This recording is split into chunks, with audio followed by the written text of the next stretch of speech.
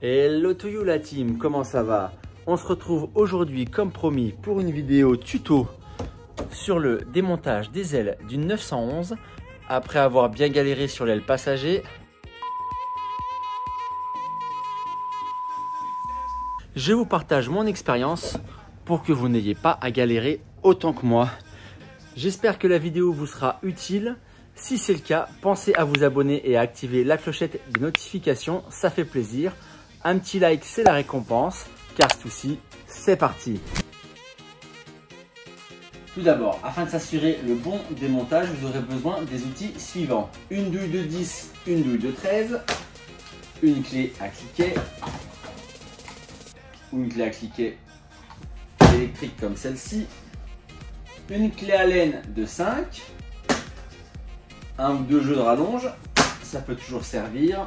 Pour le mastic, un décapeur thermique avec une spatule, mais aussi un tournevis plat. J'ai pris un grand modèle. Un cutter. Bon, moi j'ai trouvé qu'une lame, je sais plus où j'ai mis mon cutter, mais ça fera le taf. Une paire de gants. Des sacs plastiques pour récupérer les vis et pas les perdre. De la lumière pour y voir clair.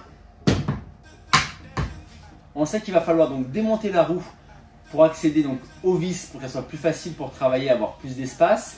Donc on va avoir besoin d'une clé dynamométrique avec une douille de 19, un système de levage pour lever le véhicule et enlever la roue, un grand sac plastique style sac poubelle pour couvrir le disque afin que toute la saleté ne se mette pas à l'intérieur. Et le plus important, une bonne dose de patience. Bon, moi je prends de la patience liquide, mais la patience solide ça doit exister. Et comme vous pouvez le voir, j'en ai plus. Je commence par débloquer les écrous pendant que Wendy est encore au sol. Une fois en sécurité dans les airs, grâce au Quick Jack, je termine le démontage des écrous à la main. Une fois la jante retirée, je remets les écrous sur le moyeu afin de ne pas les perdre. On recouvre le disque grâce au sac plastique afin d'éviter que la tonne de saleté qui va tomber ne vienne s'y déposer. Maintenant qu'on s'est débarrassé de la roue et qu'on a bien protégé le disque, on va faire le tour des vis qu'il faut retirer en commençant par celle au niveau du capot. Donc on va avoir 10 vis au niveau du capot. Il faudra juste pas oublier la coquine cachée en dessous, ça fait une. Tout le long ici, c'est assez facile, il faut juste suivre. On est sur une douille de 10. Ensuite, on passe au bol de phare. Et là, il vous faudra donc la douille de 13. Le plus gros du chantier va se trouver à l'intérieur du passage de roue. Donc, on va avoir bien 6 vis à retirer. Et également, toute la colle qui va se trouver ici. Comme je l'ai fait sur la vidéo précédente, ce que je vous conseille, c'est de créer donc une saignée sur le côté afin de désolidariser l'aile et la partie au contact du châssis. Et également, ce que je vous conseille, c'est de retirer donc le clignotant parce qu'il gêne plus qu'autre chose quand on vient gratter au niveau des vis. Et ici, il va falloir déconnecter donc le système de remplissage pour le lave-glace et également le système pour l'essence. Donc là, on est sur une douille de 10, 2 vis à retirer. Pour terminer, on va avoir les 2 vis à laine au niveau de la portière. Celle-ci, assez facile d'accès. Et la plus embêtante, c'est celle du fond. Et là, il vous faudra bien donc la clé à laine de 5. On commence le démontage par les vis côté capot, car, bah oui, c'est les plus faciles. Mais vous en faites pas, le niveau de difficulté ne va pas tarder à augmenter.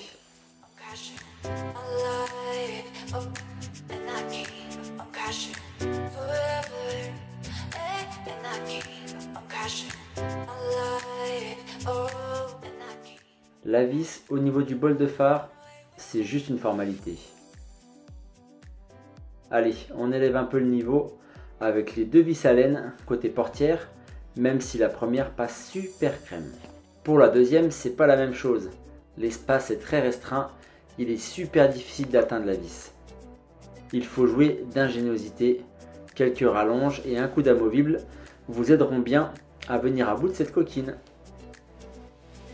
Les 2 vis côté trappe à essence, vous pouvez le faire les yeux fermés. Allez, on a terminé la partie facile. Maintenant le but, je vais chauffer avec le décapeur thermique pour ramollir le mastic ici qui couvre les vis. Gratter avec le tournevis jusqu'à ce que la douille puisse prendre afin de les desserrer. Et après donc je chaufferai tout le long. Ici je gratterai avec le gros tournevis cette fois pour enlever le mastic, créer une saignée afin que je puisse faire décoller l'ensemble. Let's go! C'est bon, j'ai enlevé les 5 vis assez facilement. Il faut compter quand même entre 5 à 10 minutes. Le temps de chauffer, de gratter, de libérer la tête et de retirer la vis. Par contre, la 6e vis juste en haut, elle est un peu compliquée. Je vous montre.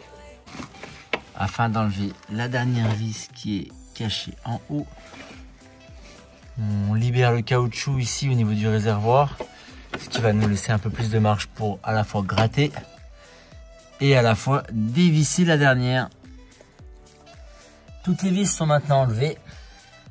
On va s'occuper donc de faire la saignée pour libérer donc l'aile du châssis. Ce que je vais faire, c'est que je passe plusieurs coups de lame de cutter tout le long. Et ensuite, je chauffe bien avec le décapeur thermique et j'enlève le mastic donc avec le gros tournevis plat ou là, si vous avez une spatule, si vous préférez. 1 hour later. Pour le bas, c'est terminé. J'ai fait la saignée, donc ça devrait se décoller en bas normalement. Ensuite, ici, je vais utiliser donc le décapeur thermique et la spatule comme ça. Et à l'aide du marteau, je vais taper donc légèrement pour faire avancer la spatule et qu'il puisse s'enfoncer, histoire que la colle s'enlève de partout. Et après, il ne restera plus qu'à tirer légèrement, voir comment ça se décolle. Et évidemment, il y a aussi une vis surprise de ce côté. Bah oui, pourquoi de l'aile passager il y en aurait une et pas dans l'aile conducteur? Une douille de 10 vous sera nécessaire pour la retirer. Ensuite, il ne faut pas oublier de retirer le faisceau électrique des phares avant de tirer l'aile. Dernier élément à retirer, c'est le câble de trappe à essence.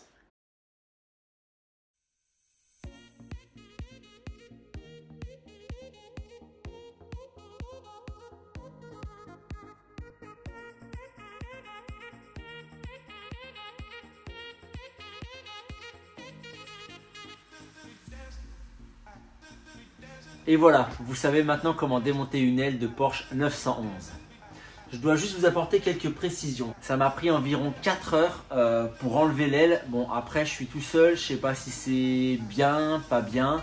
Dites-moi en commentaire, vous, combien de temps vous comptez mettre et combien de temps réellement vous allez mettre pour enlever l'aile.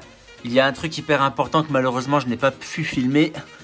C'est le fait d'enlever le mastic juste à ce niveau-là. Vous voyez ?